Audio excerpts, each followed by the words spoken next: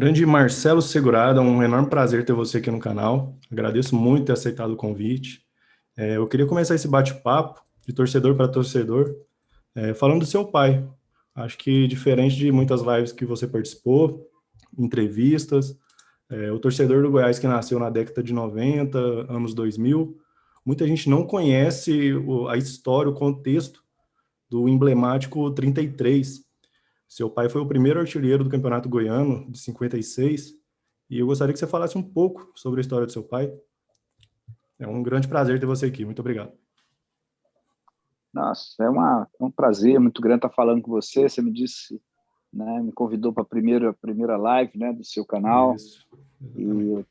eu me sinto extremamente lisonjeado com isso, né, e estamos aqui para falar de futebol, para falar né, da minha família, do Goiás, sobre a minha história também, e a gente compartilhar um pouco, né, desse tempo aí que eu vivi, que vivo o futebol. Bom, Matheus, é o seguinte, em relação à questão da minha família, é bem emblemático, né? Lá atrás, na história do Goiás, para você ter ideia, eu não vi meu pai jogar, né? Meu pai parou de jogar exatamente no mesmo ano que eu nasci, 65.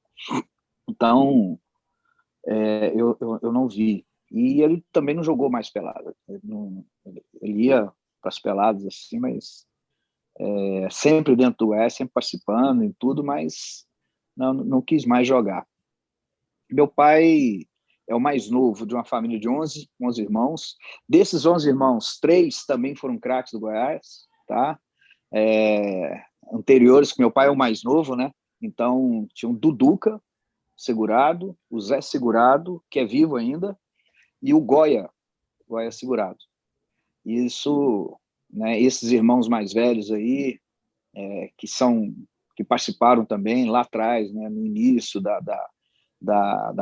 fundação, nas reuniões, na famosa debaixo do poste, né, da luz lá da, da, do centro. Então, além disso, ainda tem meu tio por parte de mãe, irmão da minha mãe, que jogou no primeiro time, no primeiro elenco, está naquela primeira fotografia do Goiás, que é Pedro Alcântara Nunes, que era conhecido como Piauí. Então, jogou no primeiro time. O outro tio também jogou nesse primeiro time do Goiás, né, que era o Jorge, também jogou nesse primeiro time. E depois também o Bessa, que é casado também com a irmã do meu pai, e que participaram. Então, assim, tanto do lado do pai quanto do lado da mãe, da minha mãe, tem muita história. E, particularmente, do meu pai, ele era o mais novo de todos, mas, assim, foi o que mais se destacou, né? Então, tem histórias, assim, além de tudo, pela paixão da minha avó, porque minha avó tratava todos os jogadores, né, no começo, tratava todos como filho. Então, o Goiás ainda não tinha uma sede, o Goiás ainda não tinha as coisas. Então, assim, minha avó cozinhava, minha avó fazia comida para eles, minha avó que lavava o uniforme, né? Então, assim, as festas do Goiás, isso eu já me lembro desde pequeno, da década de 70, é, nos campeonatos, todas as festas do Goiás, assim, não eram como hoje aí são feitas em lugares, era na casa da minha avó. Então, assim, os jogadores sempre iam lá. O Goiás, naquele primeiro ano do Campeonato Brasileiro, que ele disputou o primeiro ano, antes de ir para o jogo, antes de irem para o jogo, né, antes de fazer o primeiro jogo, o Carlos Chaia, o Iberê Monteiro, né, eles pegaram a delegação toda dos jogadores e foram até a casa da minha avó, para minha avó abençoar eles. Então, tem Que muita da hora. história, né? Então, assim, tem histórias, por exemplo, meu pai estava destacando muito, né? Já estava destacando, porque antes tinha um campeonato de seleções também, né? O Uhum. campeonato que hoje é brasileiro, na década de 50 e até um pouco da década de 60, antes era de seleções. E meu pai sempre jogava na seleção, meu pai sempre foi convocado. Então, era difícil o jogador do Goiás, que era o time mais novo, essa coisa toda, ter jogador convocado. E meu pai sempre era. E então meu pai se destacou Então, tem algumas passagens interessantes. O diretor do Fluminense veio do Rio para cá para contratar ele, acertou tudo com meu pai. Naquela época não tinha empresário, não tinha nada disso. E aí, meu pai, acho que ele tinha acabado de fazer 18 anos, alguma coisa assim. E quando o diretor acertou tudo, ele iria para lá, eles queriam meu pai lá, inclusive, meu pai era da mesma posição do Pelé, então eles já fizeram proposta, meu pai feliz, né? Meu pai voou. Aí meu pai falou para ele, para o diretor e para o presidente do Fluminense, olha, só que vocês têm que conversar com a minha mãe, né? Que é a minha avó, que é a Maria Segurado. Aí minha avó, eles foram lá na casa da Alameda, né? Meu tio, meus primos moram lá até hoje, na Alameda de Botafogo, e conversar com a minha avó, ó, nós viemos aqui pegar seu filho, nós vamos levar para o Rio, nós vamos cuidar dele, ele vai morar em tal lugar, tal lugar. Diz que ela ficou calada o tempo todo, ela vivia com periquito, ela sempre teve um Não. periquito de verdade mesmo, esse Aham. periquito sempre ficava no ombro dela. Isso eu tenho uma recordação assim incrível, assim, o periquitinho morria, era outro periquito, então sempre nós crescemos com o periquito. E ela fumando o cigarrinho dela lá, o Continental dela, ela falou para o presidente do Fluminense, ó, se eu queria que eu fosse lá na casa do senhor e pegasse um filho do senhor e levasse embora, aí ele falou, não, então não vem pegar meu filho aqui, não. Aí meu pai não foi para o Fluminense. Ficou E aqui. tem outra passagem interessante também, meu pai destacando no Campeonato Goiano, na época não era profissional ainda, mas já começava a ganhar um dinheirinho, né? O presidente do Goiânia, me fugiu agora o nome, é uma figura histórica da nossa capital aqui, é o presidente do Goiânia. Daqui um pouco eu me lembro aí, te falo, que era o Goiânia era o grande clube de Goiás, né? O Goiânia tinha mais dinheiro, tinha tudo isso aí. Então, o Goiânia negociou o meu pai, levou como a principal contratação, um salário alto, e levou, e acertou. E aí, realmente, meu pai foi para o Goiânia. E o Goiânia treinava no Estádio Olímpico. No Estádio Olímpico. E no primeiro treino, meu pai chegou para treinar, trocou de roupa ali no vestiário e subiu. No que ele subiu para treinar no campo, ele já estava no campo, aquecendo, fazendo aquecimento. Ele olhou para a arquibancada, estavam os dois irmãos dele mais velhos. Os dois irmãos dele mais velhos, principalmente o mais velho, que era o João Batista Segurado. E eles assim, no alambrado, chorando. Meu pai tinha largado o Goiânia, o Goiás tinha ido para o Goiânia. Meu pai viu aquilo, desceu, trocou de roupa, chamou o presidente do Goiânia, devolveu o dinheiro que ele tinha recebido, né, lá, certo, que a gente pode chamar hoje de luva, né, Uhum. e disse que não tinha condição de jogar em outro time que não fosse o Goiás, porque ele não estava se sentindo bem e a família dele não ia aprovar. Então são várias histórias, cara, Ah, bem várias legal. histórias. A minha mesmo, quando eu saí daqui no jogo, no emblemático jogo 4-4, Goiás e Santos. Naquele jogo foi Santos de Pelé, né? 73. Santos de Pelé, 73, 74. Eu tinha 8, 9 anos. Eu fui com meu pai e com o ex-presidente do Goiás, Carlos Chaia, outra figura importantíssima Uhum. na história do Goiás. Nós fomos no Dojinho Polara daqui a São Paulo para assistir o jogo do Goiás e Santos. E eu estava naquele jogo, eu assisti aquele jogo 4-4, acabou o jogo, nós voltamos. Então tem muita história, é muita coisa. Assim. É uma história bem bonita também. E esse emblemático 33 é por conta do seu pai também, né? Ele que fez a brincadeira Sim, sim, sim. que É gerou como tudo eles isso. falavam porque eles falavam que a torcida do Goiás caberia dentro de uma Kombi, porque né, que era o menor. E ele falou que ia ser o artilheiro do campeonato, que ia fazer um gol para cada torcedor, que eles falavam que o Goiás só tinha 33 torcedores. Ele falou que ia fazer um gol para cada torcedor do Goiás, e aí ele virou o herói dos 33. Né? Então, assim, como ele Bacana. desafiou naquela época, desafiou o Vila, desafiou o Atlético, aí ele se tornou o ídolo, né? E Se tornou interessante agora, né? emblemático. Eu tava vendo as homenagens aí que são justas, justas. Eu acho que o futebol goiano peca muito em relação a isso, porque tem outras figuras também que jogaram com meu pai que foram importantes, outras famílias, e que Uhum. nesse aniversário agora, por exemplo, eu vi alguns posts, né? Colocaram o ídolo, Sim. Fernando, colocaram o Michael, que eu tenho minhas dúvidas Pois é, se é cara, um muito ídolo que fez parte jogador da ali história. que jogou pouco aqui, né, cara? Muito nada a Mas eu ver. não vi, não colocaram meu pai, não colocaram meu pai.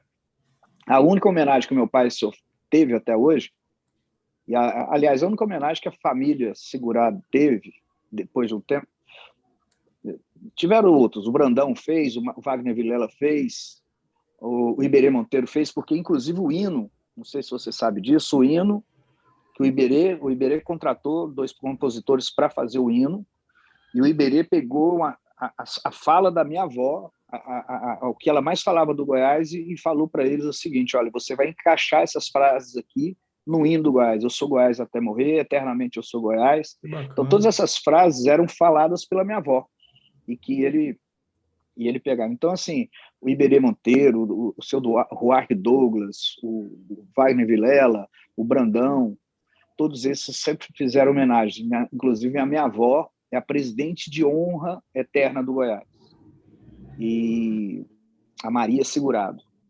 E a única homenagem que meu pai teve até hoje do Goiás foi feita pelo Dr. Cid, e porque a gente estava conseguindo fazer academia, foi muito difícil fazer academia. O Goiás essa academia que o Goiás tem hoje, o Goiás estava sem crédito na praça em 2010, 2009, 2010, e eu era o superintendente do Goiás, aí correndo para tentar fazer isso, e eu consegui o financiamento, e esse financiamento, inclusive quem foi avalista desse financiamento foi o seu Ailê e o Edmin. E mesmo com uma certa ruptura entre o CID e os Pinheiros, eles foram avalistas no Banco Safra, eu não esqueço disso.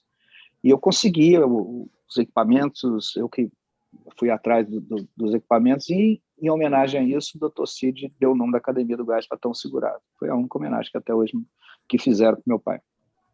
Certo. Bom, Segurado, vamos falar agora sobre a sua passagem pelo Goiás, sua conexão com Goiás. Você é professor, né? Conheço, Sou. inclusive, alguns amigos meus foram seus alunos no Colégio Classe, e queria saber da sua conexão, o seu primeiro contato com direção de futebol. Como você viu, eu nasci no meio do futebol, né? Sim. Eu nasci no meio de futebol, sempre joguei futebol. Inclusive, no Goiás, assim, eu não tinha tanto apoio. Meu pai não queria que eu jogasse futebol, porque eu acho que ele pegou uma fase do futebol que era muito discriminado, né?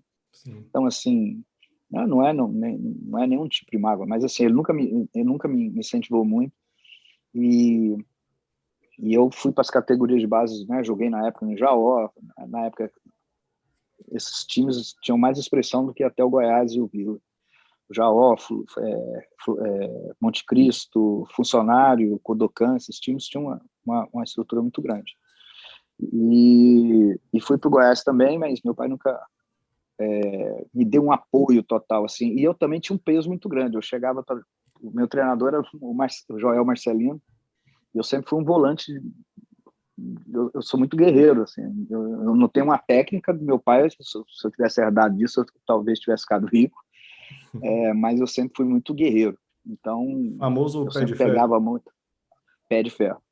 Então, assim, meu pai... Aí o Joel mesmo, quando eu dava carrinho, quando eu pegava alguém, o Joel falava assim: Marcelo, então vai ficar louco da vida vendo você desse jeito. Mas sempre assim. Então, tive muito peso no Goiás em relação ao meu pai, né? Mas isso não atrapalhou, não foi nada disso, não. Foi falta de ter determinação mesmo. Mas tanto é que outros amigos, todos na minha geração, foram e jogaram. Tião, Demar, essa galera toda aí foi embora e jogou.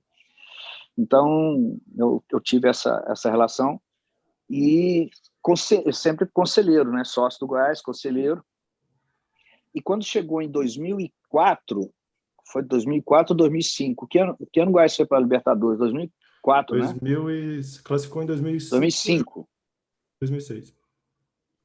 né? 2005 ele vai para a Libertadores, não é isso? Isso, disputou em 2006. Então, o Raimundo foi em 2003 e 2004, depois 5 e 6, é isso mesmo. Isso. Então, o Raimundo me convidou para ser me chamou lá na sala dele, em 2003 ou 2004, eu era conselheiro, teve aquela eleição contra o Paulo Lopes, que o Paulo Lopes havia rompido lá com os Pinheiro e quase ganhou aquela eleição, e aí o Raimundo me chamou e perguntou, né, que a família Segurado não estava dentro do Goiás, a família Segurado tinha que estar lá dentro, tinha que ter um representante, e eu tinha que ir para dentro do Goiás.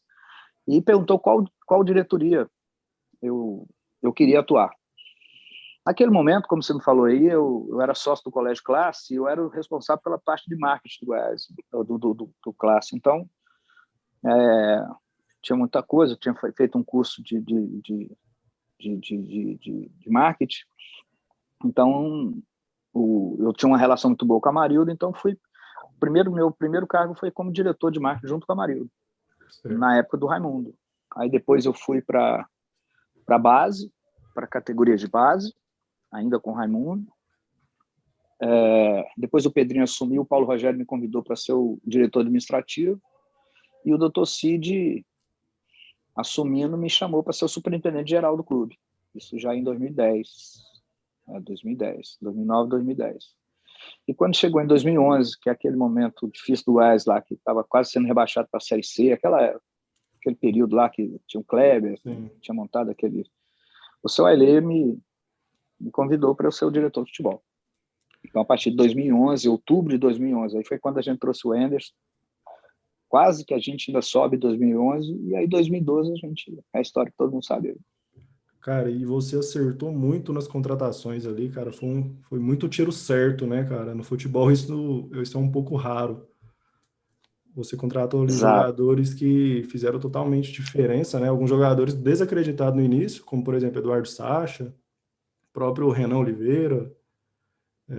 Muitos não eram nem desacreditados, muitos Eram ninguém apostas conhecia, né? ainda, né? Mas não era a aposta do Anderson, por exemplo. Uhum. Entende?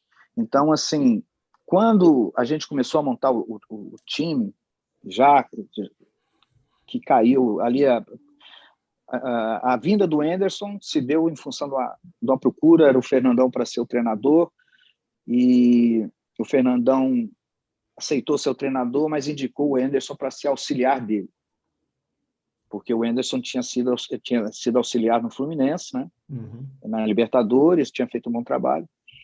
E aí o Fernandão era para ser o treinador. E aí não deu certo o Fernando ser o treinador, e como eu tinha assumido, assim, aí o Edminho, só ali participando, buscando treinadores, a gente conversou e o Fernandão indicou o Anderson. E o Anderson tinha sido bicampeão da Copa São Paulo, o Anderson tinha sido campeão nas categorias de base do Inter, tinha ido para o Fluminense, feito um bom trabalho.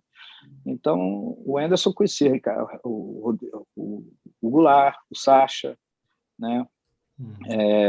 O Walter tinha trabalhado também lá, sim, mas o Walter já era mais conhecido. Então, tivemos assim muitas dessas situações. Então, por exemplo, tem um fato interessante, nós fomos contratar o Thiago Humberto a pedido que era do Inter também, a pedido do Anderson. Nessa negociação, o Machado, que era empresário dele, eu estava em Porto Alegre, não, eu vou conseguir, eu libero o Thiago Humberto se você levar o Marinho. Eu não conhecia o Marinho, aí a gente foi ver o treino do Marinho, eu olhei para o Marinho e falei, meu Deus do céu, isso aqui é uma força, uma bala, né, cara? Uma bala. E aí veio... Naquela, para você ter ideia, naquele ano ainda tinham 2 jogadores que não deu certo para vir, que é o João Marcos, o João Paulo, perdão, o João Paulo que jogou agora jogou no Atlético, depois eu trouxe ele em 2014 para o Goiás, estava no Botafogo, sabe quem é? Sim. Bastante Sabe? Era o técnico, João né? Paulo, sim, muito técnico, e o Lucas Lima, que naquela época já tinha ido para o Inter. Entendi. Então, tinha mais jogadores. Então, assim, o Anderson indicou muito. As minhas indicações particulares, elas foram, me lembro do Davi, o Vitor, né, que a gente trouxe de volta, que estava no Fluminense, estava no Palmeiras, o Rodrigo depois, né, Dudu o próprio Cearense Renan foi indicação Oliveira, sua também? o João Bosco. O João Bosco ofereceram ele, não foi nenhuma indicação, ofereceram ele para o João Bosco. O João estava em São Paulo, o João me ligou. Marcelo, estou me oferecendo o Dudu Cearense. Eu falei assim, tem condição de pagar? Ele falou, uai, pelo que eu vi aqui tem, então vamos trazer. Aí fala com o Anderson, não, pode deixar, pode trazer que eu garanto. Eu liguei para o Anderson, fechar. Então, assim, as coisas funcionavam muito bem comigo, Sim. com o João e com o Anderson, cara. Quando existe esse A gente tinha uma conjunto, sintonia a muito coisa boa. flui, né? Flui, porque futebol é assim, ó, o João ofereceram para ele. Imediatamente ele me ligou, Marcelo, o que você acha? Eu falei, pô, um baita do nome, né? Cabe no orçamento, João? Financeiramente? Ele falou, não, cabe. Então tá bom, pode trazer. Não fala com o Anderson. Eu falei, não, pode ir mexendo que eu já vou falar com o Anderson. Conhecer com o Anderson, pode trazer. Porque eu também já entendia o que o Anderson queria. Isso é importante. Você entender o que o treinador quer. Então, eu acho que futebol, todo mundo entende. Todo mundo entende. Só que existem as particularidades de dentro do clube, sabe? De dentro Tem do que existir uma vestiário, do dia a congruência, né? dia. Do dia a dia. Futebol é muito dia a dia. Futebol é... Primeiro você tem que ter convicção, cara. Futebol é convicção. Se você não tiver convicção... Agora, ter convicção não significa dizer que você tem que morrer abraçado com erro. Ter convicção é você acreditar naquilo que você... Até que chega um determinado momento você entenda que esteja errado. Então, eu acho que um dirigente de futebol, a primeira coisa que ele tem que ter é convicção em relação ao treinador. Porque é o treinador que vai fazer o trabalho, cara. Sim.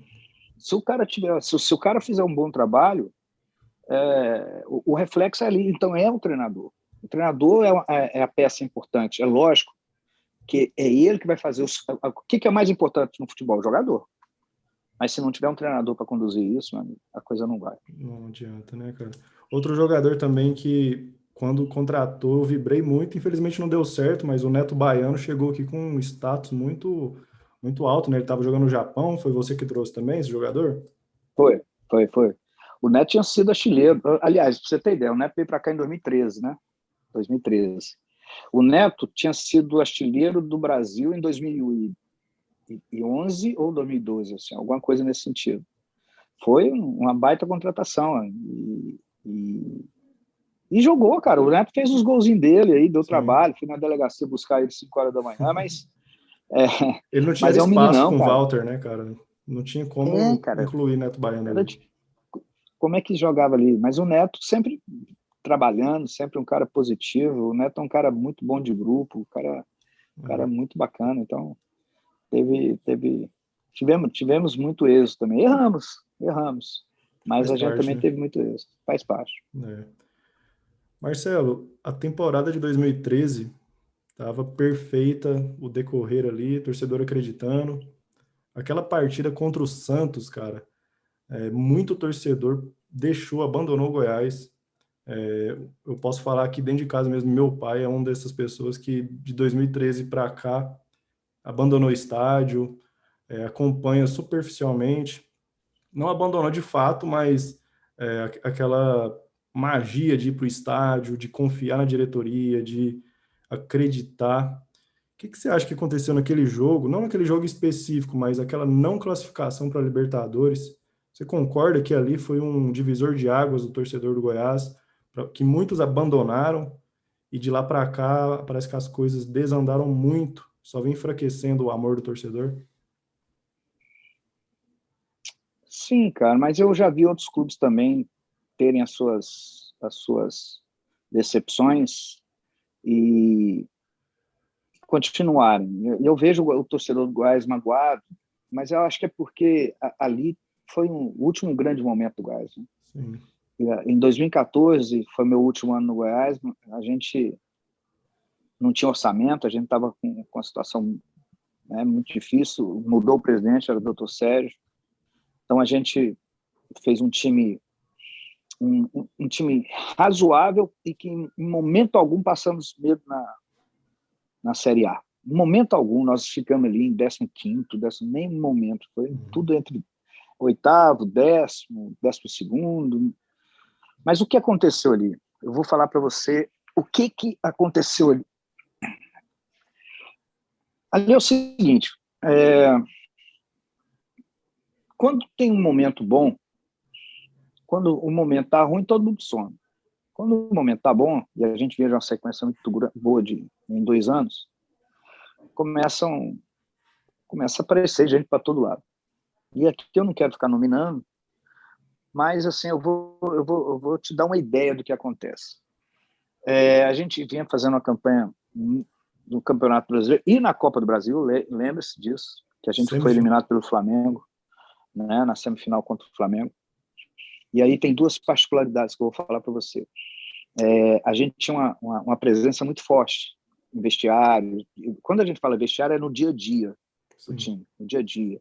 É no treino, é na concentração, é na hora do almoço, é na viagem, é o tempo todo, você olhando e você passa a entender os atletas passam a te entender, é uma troca. E teve ali a gente chama de 2 toques, não? É o rachão do jogo antes do primeiro jogo antes do Flamengo. Eu estava no rachão e ali naquele ali eu sofri eu rompeu o meu tendão de Aquiles. Eu estava participando do rachão. Uhum. Eu não vou atribuir isso à eliminação, só para você entender o que aconteceu. E ali eu peguei uma cirurgia, para você ter ideia, eu fiquei 4 meses de cadeira de roda. No começo do ano, em tipo março, abril, descobriu que o Anderson tinha um sopro no coração, um problema sério, que ele desmaiava assim. Aí o Sérgio Rassi fez os exames e descobriu. E quando descobriu isso em março, o Fera parece que o melhor cirurgião para esse tipo de doença, o Sérgio entrou em contato com ele, ele estaria em Goiânia em novembro ou dezembro, no final de novembro e dezembro. Então, assim, marcou-se ali uma cirurgia. Eu não sabia, o João não sabia, só ele sabia, mas acho que ninguém fez isso mal, ninguém me imaginou que talvez a gente fosse estar naquela situação, né? Mas tudo bem, isso aí também não é um fato. Porque eu já quero tirar 2 coisas que falam aí, que a ausência do Anderson influenciou, né? E que eu também tinha saído ali durante o período da reta final. Eu estava operado, cadeira de roda, com tendão, e o Anderson ficou só, por exemplo, a cirurgia dele foi terça-feira, domingo ele foi para o jogo ainda. O Anderson foi para o jogo. Então, ponto. Eu vou te falar o que aconteceu, então. Paz, quando você começa a montar uma equipe para o ano seguinte, você já tem que começar a saber quem daquele elenco seu serve para o outro ano, e você já tem que estar já mapeando outros jogadores para aquelas posições que você vê que tem carência e que tem que corrigir para o outro ano. Então, isso acontece quando? Setembro, outubro. Setembro, outubro. Isso tem que acontecer setembro, outubro. Então, quando chegou ali mais ou menos setembro, outubro, e um detalhe que o Goiás começou é uma coisa que eu queria introduzir no Goiás, começamos a introduzir, que é contrato de pelo menos 2 anos, quando você tem convicção. Concordo plenamente. Entende? No mínimo 2 anos. Esse negócio do contrato de um ano, de uma temporada, é para time que está numa situação que o Goiás está hoje. Entende? Que não sabe o que vai ser o ano que vem. Quando eu fui para o Ceará, era da mesma situação. Eu e o Robson, que era o presidente lá, nós mudamos isso. Tanto é que o Ceará, em 2000, eu cheguei lá no final de 2016 e 17, nós subimos, 18, 19, o Ceará fez a primeira compra da história do Ceará. Nós compramos 3 jogadores. Qual foi o último jogador que você acha que o Goiás comprou? Investiu? Eu não me lembro. O Marcinho, né, do Atlético Paranaense, mas... Entende? Assim, então você já começa a ter jogadores que você faz contrato de 3, 4, 5 anos. Né? Então, por exemplo, um jogador que eu fui lá no Sampaio Corrêa buscar, 2, o William Oliveira e o Sobral. Eu já levei com 3 anos de contrato. Sobral joga muito. E o William Oliveira, entende? Por quê? Porque a gente tinha convicção na situação. Então, naquele ano de 2013, a maior parte dos nossos jogadores, tudo tinha contrato terminando em dezembro. O Davi com exceção também, né? do Davi, com exceção do Renan, com exceção dos meninos que eram nossos aí, talvez o Thiago Mendes, o Amaral, os meninos nossos mesmo. Quando a nossa base formava jogador, né? E aí, o que acontece? Chegamos ali em setembro, outubro, o contrato dos caras estava terminando e a gente estava brigando por Libertadores. Entende? Estava brigando por Libertadores ali. Então, o que os jogadores todos queriam? O que o Rodrigo queria? O que o Walter queria? O que o Sacha queria? Entende? O que o Renan Oliveira queria? O Dudu? O próprio... Não, o Vitor ficou ainda.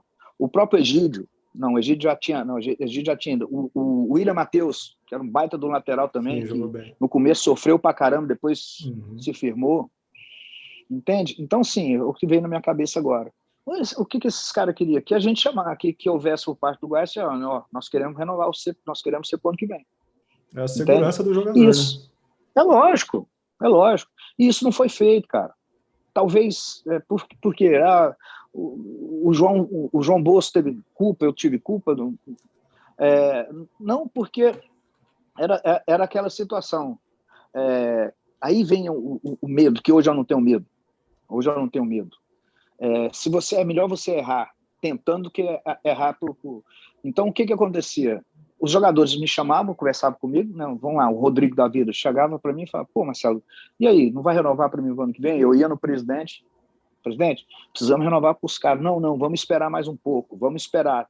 Esses caras, depois a gente renova, os caras sentam no contrato e não vai, e a gente não vai para a Libertadores, e aí a gente, sabe essa indecisão? Sim. Então isso foi fazendo com que quando chegou mais ou menos em novembro, que a gente estava bem, e aí você pode observar que não foi o jogo contra o Santos, nós perdemos contra o Atlético Mineiro, nós perdemos para o Grêmio e perdemos para o Santos. Sim. Por quê? Porque o Goiás já estava assim, aquele final de festa. Os jogadores já estavam mandando seu carro de cegonha para casa, né? Porque se fosse os caras ficavam pensando o quê, cara? Se não tiver, a gente vai esse ano aqui, briga, põe o Goiás na Libertadores, ano que vem eles vão trazer outro. Entende? Isso na cabeça então os jogadores do jogador. Tiraram o pé? Os caras tiraram o pé? Não. Só que os caras perderam a concentração, os caras perderam o foco que estava vindo. Entendeu? Então, assim, teve maracutaia, teve alguma... Não teve. Não teve. Sabe o que aconteceu? Os jogadores foram broxando, cara, foram perdendo aquele ímpeto, e nos 3 últimos jogos isso foi bem notório. Entende? Certo. Então, isso ali é um erro que não pode cometer. Quando você tem convicção. Por exemplo, eu teria medo de renovar com o Rodrigo, o zagueiro, de forma alguma. Com o Sacha, com os caras, não, vamos manter os caras. Sim. O Anderson ia continuar porque a gente ia para a Libertadores. Então, quando chegou no final, aí foi aquilo, não classificou. Então não teve uma determinação da diretoria, que não sei quem não quer. Houve sim uma falta de coragem de assumir isso e falar, não, vamos aqui e vamos fazer. Então, esse é um erro que não pode ser cometido. Certo. Marcelo, sua passagem pelo Ceará foi muito importante, que você chegou numa revolução, né? Você fez parte dessa revolução no Ceará, porque o Ceará, até pouco tempo atrás, era um time pequeno, time menor que o Goiás, inclusive. Hoje é um time anos-luz à frente do Goiás, fazendo contrato, pagando 500 mil para o Vina, contrato longo, igual você falou. Me conta como 300, foi essa... 300 mil para o... 300? Não, 500 para o Vina, 300 para o Viseu, né? O Sobral, que eu levei para lá ganhando 50, agora o valor dele o investimento dele já se paga, ele está ganhando mais de 200. O Prazo, ano passado, foi para lá ganhando 200, eu já levei o Roger ganhando 200. Então, isso aí, falar, jogador, cara, se o cara dá o retorno, ele se paga. Eu também acho que são valores astronômicos, mas a realidade que a gente vive é essa, não tem como fugir. É essa. Mas o cara, ele dá o retorno. Exatamente. E times pequenos, assim, Goiás, Ceará, se estruturando, fazendo um planejamento a longo prazo, é possível fazer esse tipo de contrato e ser sustentável, né? Olha o caso do Ceará e o Fortaleza. Então, deixa eu te falar sobre a questão do Ceará. Eu cheguei em outubro de 2016 no Ceará. O presidente do Ceará, o Robson de Castro, ele é um aficionado pelo Ceará. Esse é torcedor mesmo, é só que ele entende futebol. E ele vive futebol. Ele é um cara bem sucedido profissionalmente, mas para você ter ideia, todos os dias, 4 horas da tarde, ele chegava, eu podia esperar que ele assistisse o treino junto comigo. Todas as viagens ele viajava comigo. Todos os dias depois do treino a gente saía para conversar. Todos os dias saía com o treino, entende? Assim, vivia. Então, quando eu cheguei no Ceará, o departamento médico, fisiológico, a parte de futebol estava muito atrasada, mas já tinha uma parte de organização que já tinha sido iniciada atrás. Aí o Robson falou assim, olha, nós estamos te trazendo, escolhemos, você tem uma história bacana no Goiás, você participou de vários processos do Goiás e a gente quer aproveitar isso. Aí eu vi tudo que ele estava querendo, eu falei, em 5 anos nós vamos ser o maior do Nordeste. Isso foi em 2016, nós estamos em 2021. O Ceará hoje em termos de título, ainda expressão nacional, de conquista, de participação em brasileiros, ainda não. Mas eu te falo, de organização, de estrutura, de marketing, administrativamente, a primeira coisa que nós fizemos foi implementar lá um planejamento estratégico. Contratou-se a Dom Cabral, que é uma das principais empresas de planejamento estratégico para organizar o clube. O Ceará hoje tem uma estrutura que ela não é igual ao do Goiás, mas ela funciona muito mais que a do Goiás. A parte de reabilitação, eu não sei se você já percebeu os jogadores do Ceará, o quão forte eles são.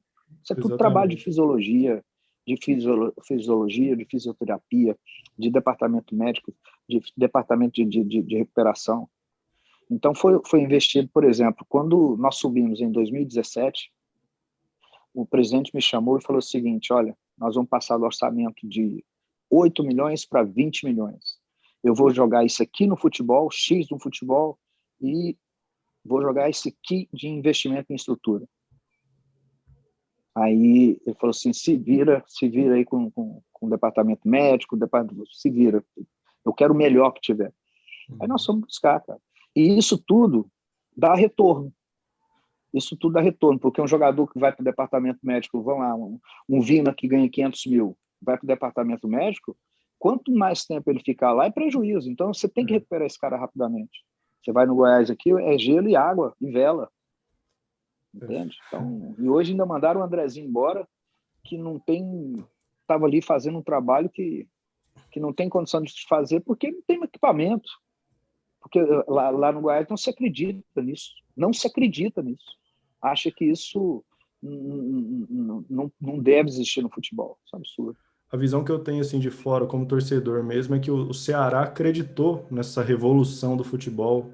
E o que eu vejo também no Goiás é que não se acredita nessa revolução. E estamos aí hoje nesses modelos arcaicos até hoje. Eu vi você falando com o André Isaac que os mesmos equipamentos que você comprou na sua segunda passagem, você chegou e encontrou os mesmos equipamentos e não reformularam mais nada. Nada. O equipamento que está lá, são os mesmos. Inclusive, a coisa mais, vamos dizer, mais moderna que tem lá é uma cadeira isocinética que não se usa mais, que na época era, que quem comprou foi na gestão do João Bosco. Nós pagamos, acho que em torno de 300 mil reais essa cadeira para a época. Não tem.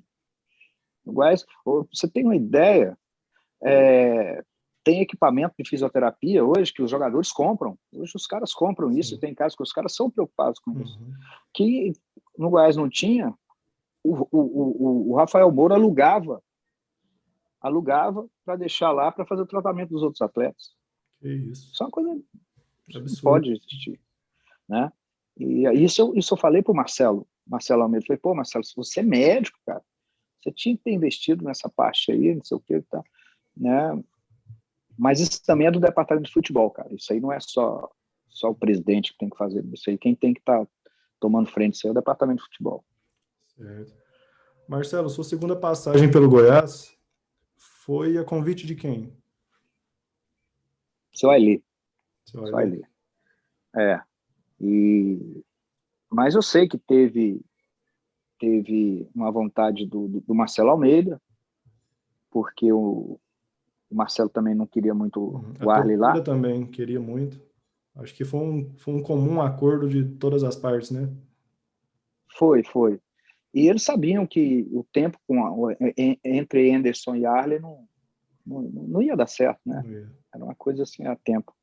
Então, o o menino saiu, né? O Thiago Largue saiu, o Anderson veio, o time, o elenco era um elenco, meu Deus do céu, quando eu cheguei eu assustei.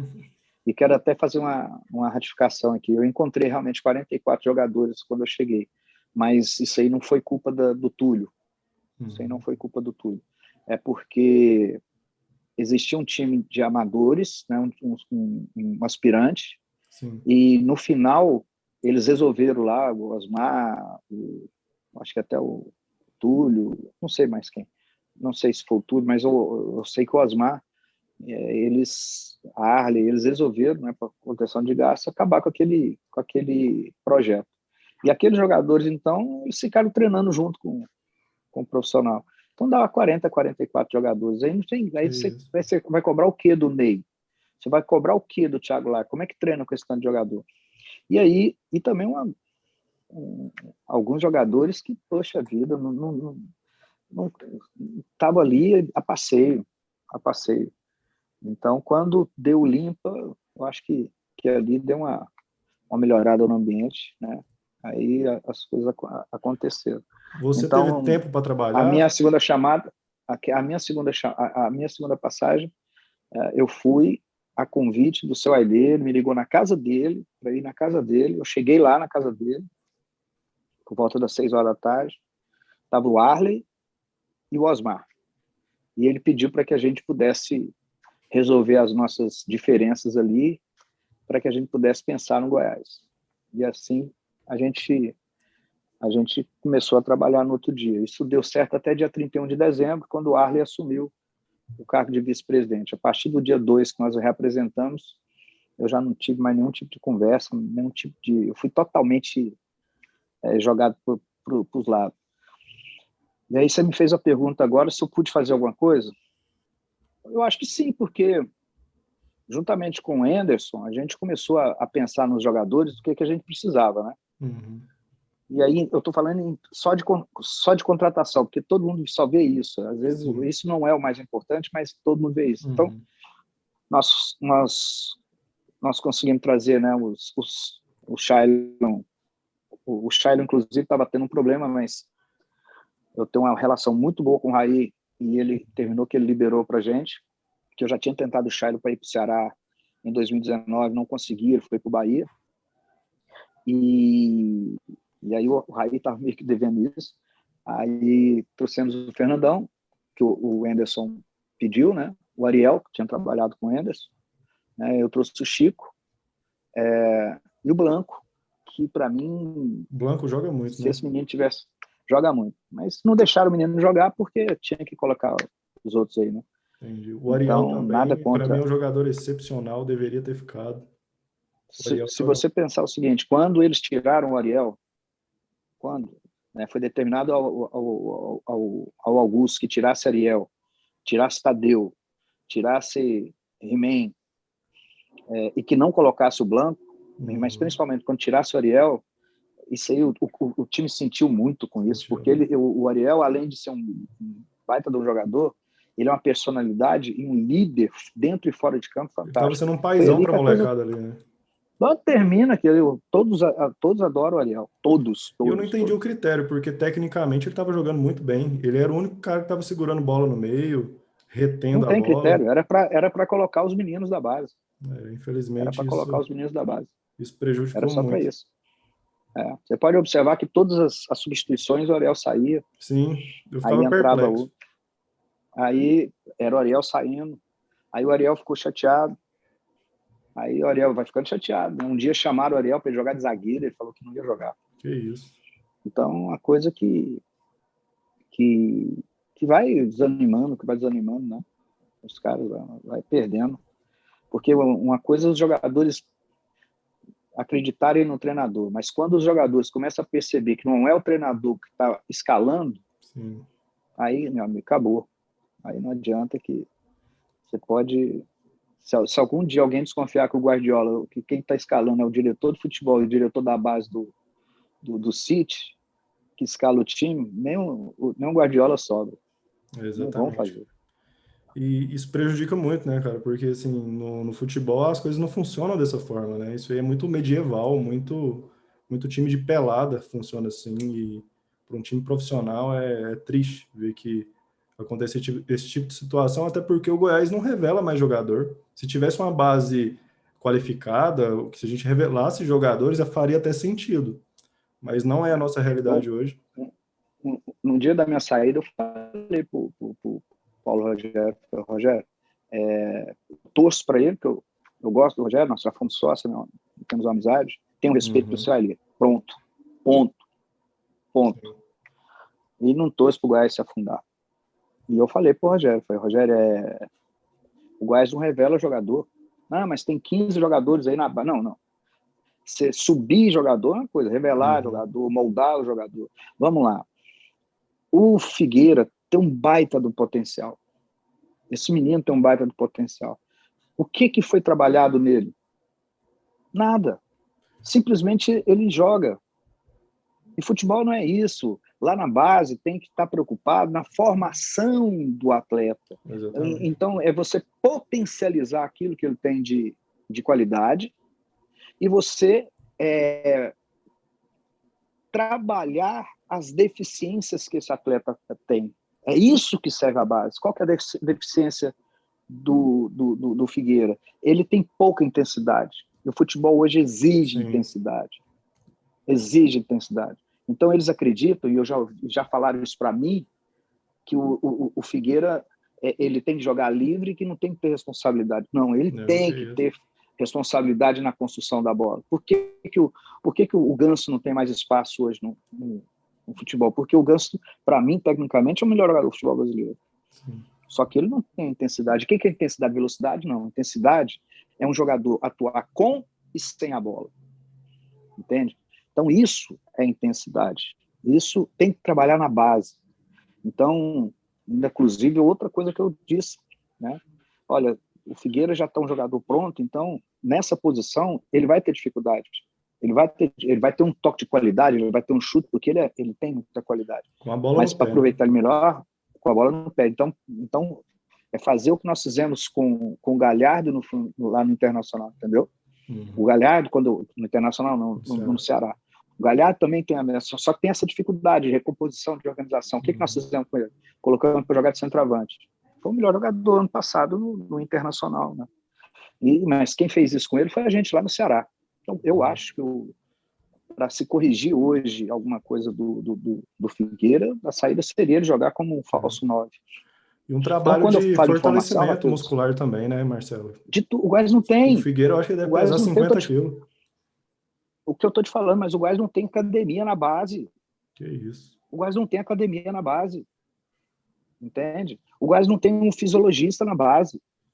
Nossa, entende? A nutricionista ela vai lá no dia de jogo. Então, isso você não vai formar um atleta assim. Não vai estar pronto, né? Então, eu percebi agora, é um menino que tem muita força, cara, tem muito potencial, que é o Vinícius. Ele tem muito potencial, cara, mas precisa ser trabalhado, mas precisa estar bem alimentado. O Vinícius, no final do ano, estava triste, andando aqui, eu chamei ele para conversar, o Vinícius estava comendo sanduíche à noite. Por quê? Porque não tinha ninguém porque tiraram ele da casa do atleta, ele mora sozinho, mora ele e o Ariel. Ariel não, ele e o Heron. E os dois comem sanduíche à noite, porque os dois não sabem cozinhar, moram só os dois, ganha 3 mil, 4 mil, 2 mil. Né?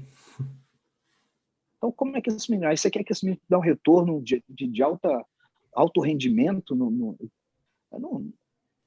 vai. Impossível. Assim, as coisas não vão acontecer. Marcelo, sem entrar em polêmica, não é a minha intenção aqui, mas opinião de torcedor mesmo, cara. Você concorda que com Arley impossível o futebol ter um andamento profissional ali dentro do Goiás? Cara,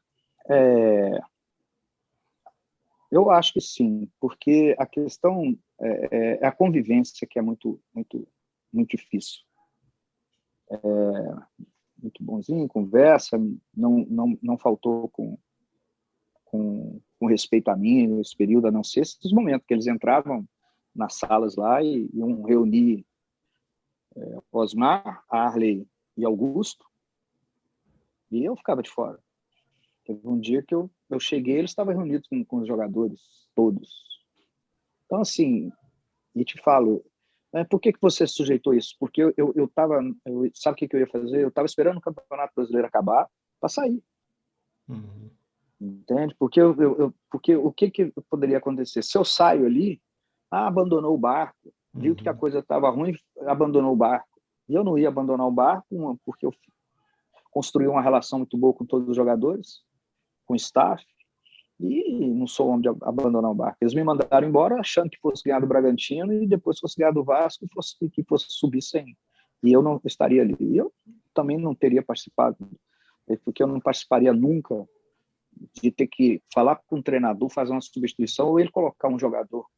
Se eu tiver que falar isso para o meu treinador, eu prefiro mandar o treinador embora. Então, isso eu não concordo, eu não vou fazer isso e eu não vou servir de menino de recado para chegar para o treinador e falar, o fulano quer que joga isso. Não. Então, vai treinar o time, então. Então, a sua pergunta em relação a Arley, eu acho que é muito difícil porque é ruim falar isso, cara, mas é muito mal visto internamente, tá?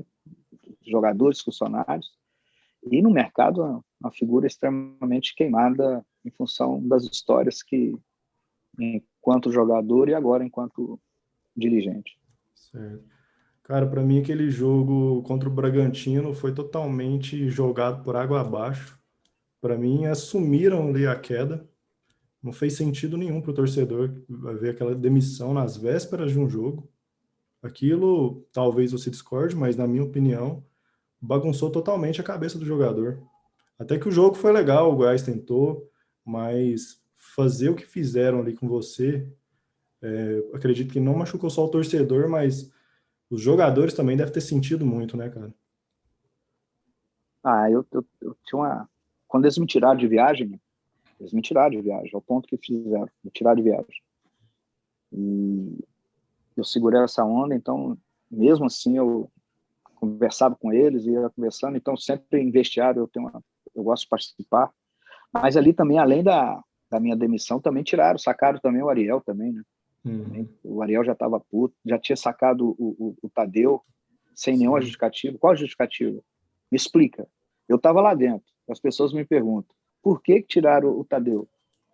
A única crítica que eu faço no Tadeu é a reposição de bola dele, que para mim, cara, ele entrega muita bola para o adversário. Mas isso vai ser muito difícil de corrigir, porque aí que eu te falo. Vamos lá de novo da formação. Isso é uma tendência do jogador, do goleiro moderno. Esses goleiros de 2000 para cá, que aqui no Brasil vão ser assim. Então, esses goleiros eles têm dificuldade com isso mesmo. Você pode observar que todo goleiro de 25, 30 anos tem dificuldade para isso. Sim. E agora os outros, não, já tem saído jogando com bola. Cara, eu fui assistir alguns treinos da base, eu nunca vi nenhum tipo de trabalho específico com os goleiros nossos.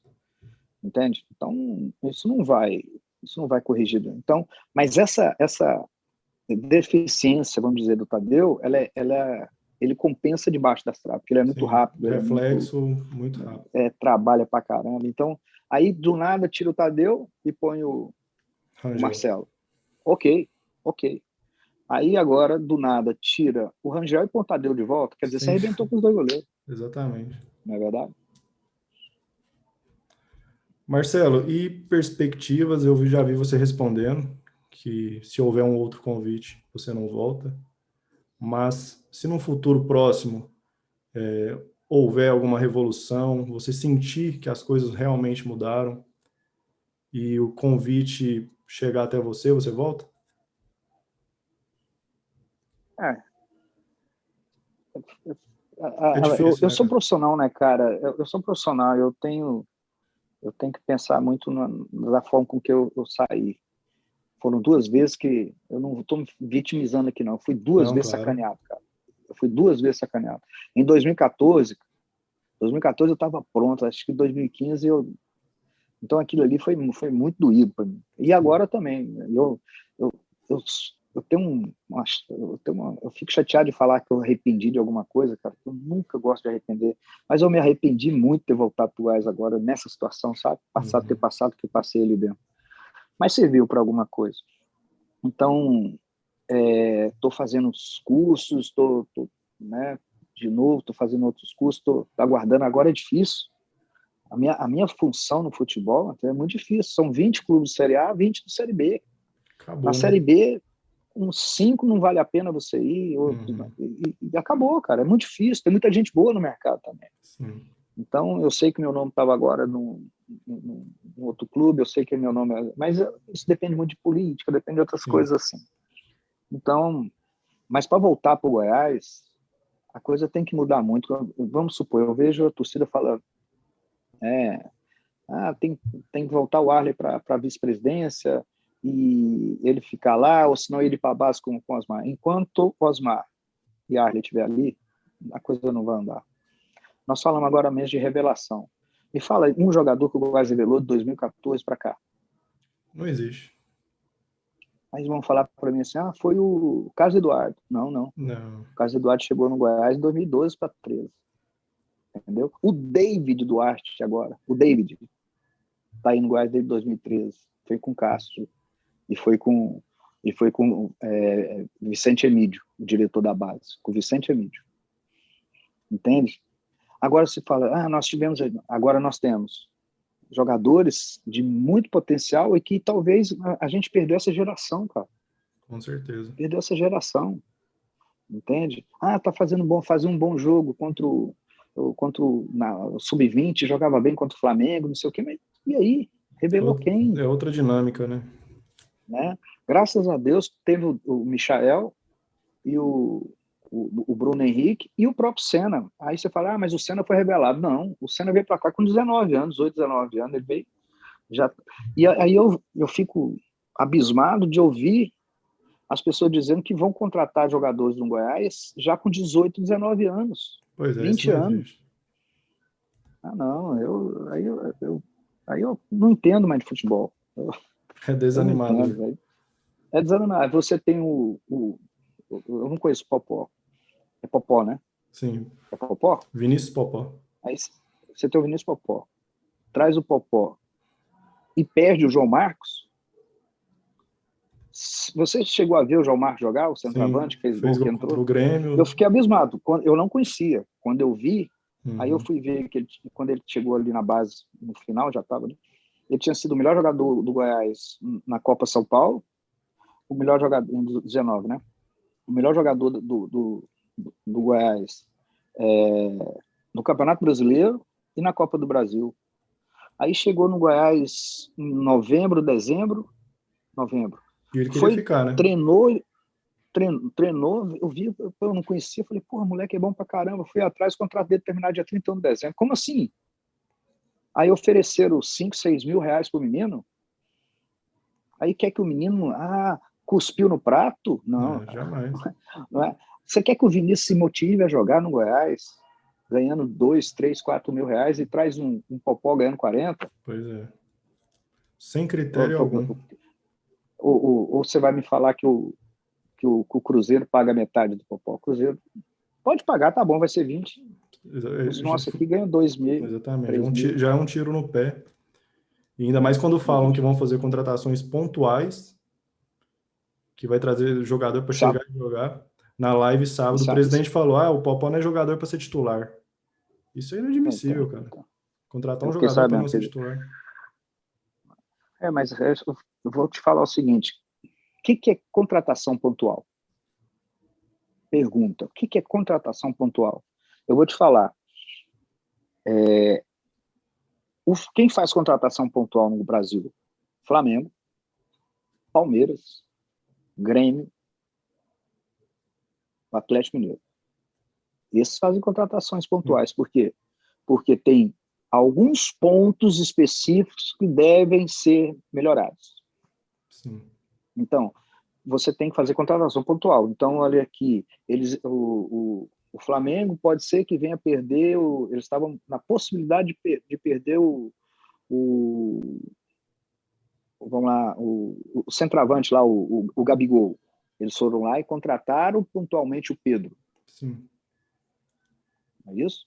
Ia perder um volante, foram lá e contrataram pontualmente. Isso é contratar. O Goiás não precisa contratar pontual. O Goiás precisa contratar um time. Uma base, né? Não tem a base.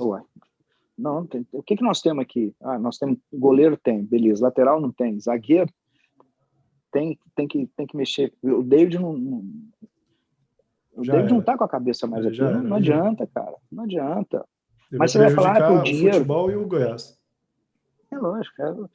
Você vai ficar segurando o menino assim, por quê? Não, cara, libera, faz uma negociação, não seja turrinha para ser que o Goiás é difícil de contratar. Ninguém quer fazer negócio com o Goiás, cara. Ninguém. É o clube mais difícil de negociar. Ninguém quer fazer.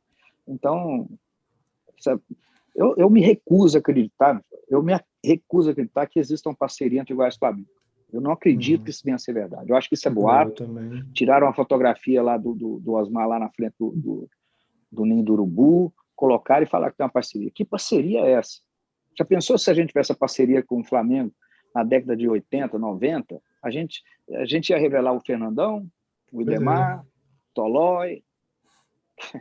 Porra, o Goiás é celeiro, o Goiás sempre revelou, o Goiás sempre teve um cuidado com revelar jogador. Nunca precisou de parceria, né? Nunca. Em 2014, nós disputamos o Campeonato Brasileiro da Série A com a base do time que nós somos vice-campeão da Copa São Paulo 2013, cara. Sim. Nós trouxemos contratações pontuais, que foi o Jackson de zagueiro. Sim. Jackson de zagueiro. Era o Renan, que já era o goleiro, mas era o Jackson de zagueiro. O Esquerdinha também, né? O Esquerdinha, que tinha sido o melhor jogador do Campeonato Paulista, da primeira divisão.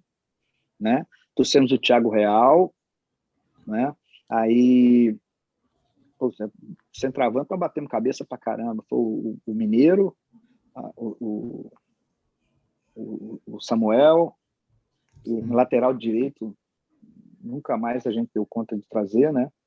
Nunca mais, depois do Vitor, eu acho que não teve mais nenhum lateral direito. A gente criticava o Vitor e hoje tá difícil. O Vitor, pelo amor de Deus, o Vitor ajudava demais. Então, assim, contratação pontual, isso não existe contratação pontual para um time igual ao Goiás. Time que está precisando ser estruturado. Tinha que parar com essa narrativa, né? Até porque na prática não está existindo contratação pontual. Isso irrita o torcedor. Eu não acompanho muito coisa de rádio, essas coisas, eu não acompanho muito, não. Mas eu vejo as pessoas falando isso aí não dá certo, cara. Isso aí é uma coisa absurda. É absurdo, assim. Tem que se pensar a longo prazo. E vai que daqui um pouco dá tudo certo, porque futebol, cara, às vezes você faz tudo certo e dá errado. Às vezes você faz tudo dá errado e dá certo. Mas a possibilidade de você fazer tudo errado e dar certo é pequena, também. mas acontece. Mas acontece. Em 2018, imprevisível, né? Em 2018, foi 18 que o Goiás subiu? Foi, né? Isso. Foi 18 para 19? Exatamente. Conversando com todo mundo, só subiu porque tiraram o Arley de dentro do CT. Ele não saiu do Goiás, não deixou de prometer, me tirou dele de dentro. Do ambiente, né? Ali foi uma ação pontual. Essa foi uma ação pontual. Graças a Deus, cara. Marcelo, só para a gente finalizar, gostaria de perguntar se você tem interesse, se isso é palpável, futuramente uma chapa, não vou falar oposição, mas seu nome é muito forte no Goiás para ser chamado de oposição. É do seu desejo? Seria possível entrar na diretoria do Goiás como presidente e montar uma chapa? Eu já sonhei muito ser presidente do Goiás quando eu estava ali nos cargos, antes de eu ir para a beira do campo, sabe? Antes de eu ir para dentro do vestiário. E agora, ser presidente do Goiás, tendo que... Porque eu acho que a minha grande vantagem como executivo de futebol, porque todo mundo pensa que é só contratar jogador, isso talvez não venha a ser a coisa mais difícil, porque hoje você tem várias ferramentas para isso. Basta você ter pessoas, não muitas, mas algumas pessoas que também entendam de futebol do seu lado. Então, mas você ser um presidente da forma com que todos esses passaram aí, eu não tenho vontade, não. Mas Se fosse para falar assim, não, nós vamos reestruturar o Goiás com pessoas sérias, com pessoas que vêm para tomar conta da sua área, né? O departamento jurídico, com o departamento de futebol, departamento com pessoas sérias, e tem muita gente séria no Goiás, tem muita gente séria. Eu não estou dizendo que essas pessoas que estejam lá agora não são sérios, não é isso. Eu não estou dizendo que os presidentes que passaram não são sérios, mas são todos aqueles que sempre pensaram o seguinte: não, eu vou ser presidente, um sonho como torcedor de ser presidente do Goiás, porque todo torcedor quer ser. Sim. E ele teve a possibilidade de ser. Teve o convite, teve a possibilidade. Então, todo mundo achava que com ele ia ser diferente. O Marcelo pensou assim, o Cid pensou assim, o João pensou dessa forma. E todos aqueles que, quando fizeram e que deu muito certo, foram limados porque estavam dando certo, foram queimados porque também estava dando certo, aqueles que não fizeram também foram queimados. Então, com essa estrutura, com essa forma de governança, eu não tenho vontade, não. Agora, se for para fazer um trabalho bacana, planejado, né? Você vai começar o Campeonato Brasileiro agora, mas não tem treinador, pô. Exatamente. Eu vi conversa, tem um treinador que vai esperar terminar o Campeonato Paulista para vir para cá. Pô, que isso? Tem que chegar agora. Né? Isso aconteceu com o Sérgio Alves, né? Sérgio esperou Soares. O Sérgio acabar o Sérgio Soares, esperou, com todo respeito, adoro o Sérgio. Ô, Sérgio, você quer vir para o Goiás? Quero. Ah, então vem. Ah, então espera aqui o Campeonato Paulista acabar. Eu falei, não, cara. Isso não, hein? Ou é agora ou não. Para ontem. É para ontem. Porra. Você não monta um time em abril para jogar o Campeonato Brasileiro da Série B, que vai ser difícil agora, como vai ser em um mês. Não vai. Praticamente isso. Então, como é que você pode ter um planejamento? O Rogério me disse, o Paulo Rogério me chamou, não, ano que vem nós vamos fazer um planejamento, e vou te confidenciar uma coisa aqui, ó, que eu já falei para alguns. Na minha cabeça, eu sabe qual seria o meu treinador, e eu já tinha conversado com ele, o Alex, que foi para São Paulo agora. Assim, vamos fazer uma aposta, mas vamos fazer uma aposta num cara com a cabeça boa, um cara inteligente, um cara que, se ele ligar para o jogador tal, o cara, porra, o Alex tá aí, vem. Tem trânsito, né? Mas é um cara que não vai aceitar interferência no trabalho dele, ele vai aceitar o quê? Conversa. Isso aí, o treinador tem que aceitar a conversa. Ser advertido. Quando ele errar, o treinador tem que ouvir isso. Então eu conversava com o Alex, só que eu não levei isso adiante. Por quê? Porque eu não tinha certeza se eu ia continuar. Certeza não, eu via que eu não ia continuar. Então, enquanto o Goiás estiver assim, sabe como é que o Osmar e o Wiley estão tratando o Goiás? Com PlayStation, que é um treinador para eles ficarem brincando. Pois é, isso chateia a gente. Chateia. Você vê eles assistirem o jogo em cima, chamar o supervisor, que é outro menino que não tem nada a ver. Pegar o supervisor e ir lá na beirada do corpo para mandar fazer a substituição. Isso não existe. Né? Pedir setorista para fazer enquete, isso aí eu acho um absurdo, cara. Nossa, que várzea. É que, enfim, a torcida enxergou isso. Nossa, cara, o Goiás, a vida inteira, desde a minha época, o Goiás vazava informação lá de dentro, informação da escalação, informação de quem ia jogar, quem não ia. Né? De repente, você estava contratando um jogador, de repente já estava anunciado, aquilo atrapalhava tudo. Então, assim, esse amadorismo, isso não pode existir. Várzea total. Marcelo, só para a gente encerrar, queria agradecer muito, um bate-papo legal, melhor do que eu esperava. Você é uma excelente pessoa. Eu queria também, em nome de grande parte da torcida, te pedir desculpa. Não era esse fim que a gente queria. Acho que muita gente também sentiu esse golpe que você sentiu. Muita gente não compactuou com isso. E eu acredito que você tem um apoio de grande parte da torcida, independente de tudo que aconteceu. Se você não teve tempo, eu gostaria de pedir desculpa de verdade mesmo. Não. E agradecer, peço, né, por não ter conseguido. E pedir, cara, esfria a cabeça, estuda, você tem um potencial gigante para ser um presidente do Goiás. E eu gostaria muito de ver isso, cara, de verdade mesmo. Te agradeço muito. Um grande abraço, fica com Deus. Se cuidem, né? Um momento difícil nós estamos passando, num momento político, um momento de muita insegurança, mas vamos nos cuidar aí. A gente, né, fica falando de futebol, tem tanta coisa difícil acontecendo no Brasil, tanto absurdo, né? Que o futebol tinha que ficar um pouquinho no segundo plano, mas é a vida da gente, né? Mas se cuidem aí, né? Vamos usar máscara, se puder ficar em casa, vamos ficar até quando isso aí passar. E se Deus quiser, daqui a um pouco está todo mundo no estádio novo, a gente podendo ter nossa vida de volta, né?